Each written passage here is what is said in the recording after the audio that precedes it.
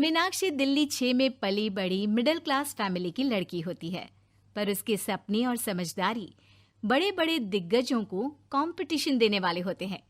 College complete करके Meenakshi MNC company में job करने लगती है, जहां उसकी मुलाकात अभिषेक से होती है और कुछ समय बाद दोनों शादी कर लेते हैं। ये चांदनी चौक की छोटी गलियों वाली लड़की और हम साउथ दिल्ली में रहने वाले शहर के बड़े बड़े लोगों और मिनिस्टर्स के साथ लिंक रखने वाले लोग, आखिर तुमने इन दोनों का मेल सोच भी कैसे लिया? मुझे तुमसे ये उम्मीद नहीं थी अभिषेक। जब जिंदगी इन दोनों को साथ निभानी है तो हम और आप होते कौन है डिसीजन पर शक करने वाले? उल्टा आपको तो खुश होना चाहिए, आपकी बेटे की पसंद है इतनी अच्छी। अरे मेरे बेटे की नहीं, अपनी बहू की पसंद बोलो। पक्का उसने मेरे शरीफ बेटे को फंसाया होगा। मल्टीनेशनल कंपनी में जॉब क्या करने लगी, लालच आसमान छूने लगा। पापा, क्या आपको खुद भी सुनाई दे रहा है कि क्या बोल रहे हैं आप? आखिर आपको मीनाक्षी से इतनी प्रॉब्लम क्या है? इसी के साथ दोनों बाप बेटे के बीच बहस छिड़ने ही वाली होती है कि मीनाक्षी अभिषेक को शांत करते हुए चुप करा लेती है। अभिषेक, प्लीज तुम मेरी वजह से अपने पापा से ऐसे बात मत करो। एंड पापा जी, मेरे मन में ऐसा कोई लालच नहीं है, मैं बस अपनी लाइफ अभिषेक के साथ खुशी खुशी बिताना चाहती हूँ। तुम्हारी बाप बेटे के बीच में बोलने की हिम्मत कैसे हुई? Don't you dare to do that again. ससुर की बात सुन मीनाक्षी चुपचाप वहां से चली जाती है, जिसके पीछे अभिषेक भी चला जाता है। इसी तरह रोज किसी न किसी बात पर ससुर, बहू और बेटे के बीच कहासुनी के साथ दिन गुजरने लगते हैं। एक दोपहर घर की सफाई करते हुए नौकर कुछ सामान लेकर आते हैं। साहब, इन सब का क्या करना है? फेंक दो। नहीं, सब कुछ कितना सही है, बिल्कुल नए जैसा, फिर फेंकना क्यों? ये तुम्हारा दिल्ली 6 का पुराना घर नहीं, हमारा बंगला है। यहाँ हर साल रेनोवेशन होती है और पुरानी चीजें बदल दी जाती है। पर पापा जी, ऐसे सामान फेंक देना तो वेस्टेज ऑफ मनी ही है ना। मैं कुछ जुगाड़ों के साथ इन्हें दोबारा नया बना सकती हूँ। इस पर ससुर को गुस्सा आ जाता है और सास मीनाक्षी को समझाने लगती है, पर वो किसी की सुने बिना सामान अपने कमरे में रखवा देती है और कुछ दिनों बाद उसी पुराने सामान पर अपनी DIY का जादू चलाकर घर में सजा देती है, जिस पर रात को ऑफिस से घर वापस आए ससुर जी की नजर पड़ती है। वाओ, ये कौन लेकर आया? मीनाक्षी आपके कबाड़ वाले सामान से लेकर आई है।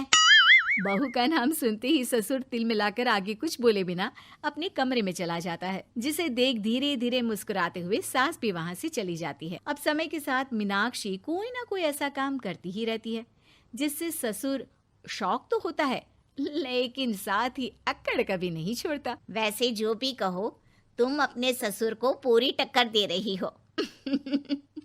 मुझे तो तुम दोनों को देखने में बड़ा मजा आता है।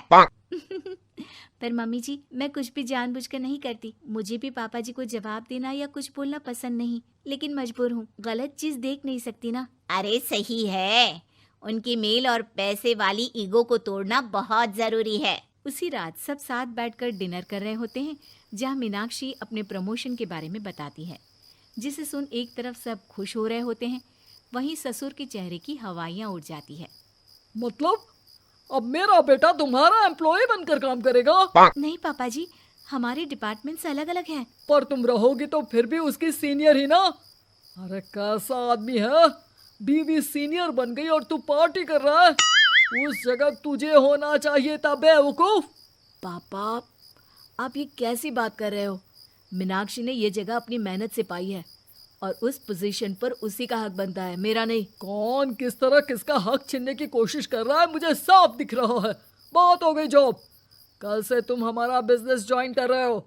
अभिषेक आगे कुछ बोलने ही वाला होता है कि मीनाक्षी उसका हाथ पकड़ उसे चुप करा देती है और अगले दिन से अभिषेक बिजनेस ज्वाइन कर लेता है, जिसमें धीरे धीरे उसका अच्छा काम देखकर पापा भी बहुत खुश हो जाते हैं।